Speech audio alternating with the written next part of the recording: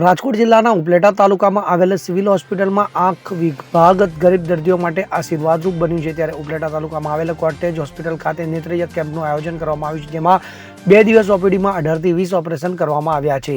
ઉપલેટા તાલુકા civil હોસ્પિટલના અધિક્ષક અને આઈ સર્જન ડોક્ટર ખ્યાતિ કેસવાલા દર્દીઓ માટે આશીર્વાદરૂપ બન્યા છે। તો ડોક્ટર ખ્યાતિ કેસવાલા દરરોજ અસંખ્ય આંખના દર્દીઓની સારવાર કરી રહ્યા છે। તો ડિસેમ્બર મહિનાના શરૂઆતથી જ આંખમાં મોતિયાના ઓપરેશનના દર્દીઓ વધ્યા છે। તો ઠંડીની ઋતુમાં આંખના મોતિયાના ઓપરેશન કરવા માટે લોકોની લાઈન લાગી રહી હોવાનું જોવા મળી આવ્યું છે। ત્યારે ઉપલેટા તાલુકા સિવિલ હોસ્પિટલમાં મોતિયાના ઓપરેશન વિના મૂલ્યે થતા હોવાને લઈને દર્દીઓમાં પણ ખુશીનો માહોલ જોવા મળી રહ્યો છે। તો ખાનગી હોસ્પિટલમાં ન હોય એવા અદ્યતન સાધનથી ઓપરેશન થઈ રહ્યા છે, ત્યારે આ હોસ્પિટલમાં મોતિયાના વેલનું તેમજ જામરના પણ ઓપરેશન કરવામાં આવે છે। હેલો, હું ડૉક્ટર ખ્યાતિ કેશવાલા ગરેજા, આઈ સર્જન અને સુપરિન્ટેન્ડન્ટ ઇન્ચાર્જ કોટેજ હોસ્પિટલ ઉપલેટાથી બોલું છું।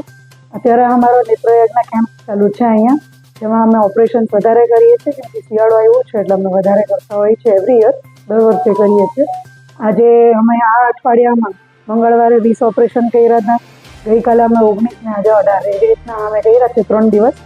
બાકી અમે આખા ડિસેમ્બરમાં ચાલુ રહેશે અમારે મોતિયાના ઓપરેશન, વેલના ઓપરેશન, જામરના, અમે બધું જ કરીએ છીએ અહીંયા।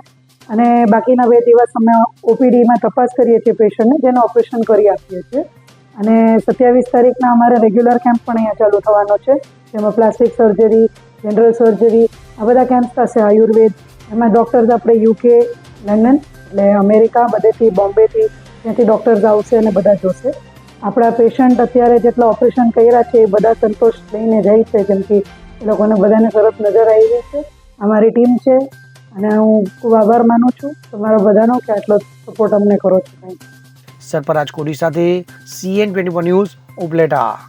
હવે જુઓ દેશ દુનિયાની તમામ ખબરો તમારી આંગળીના ટેરવે।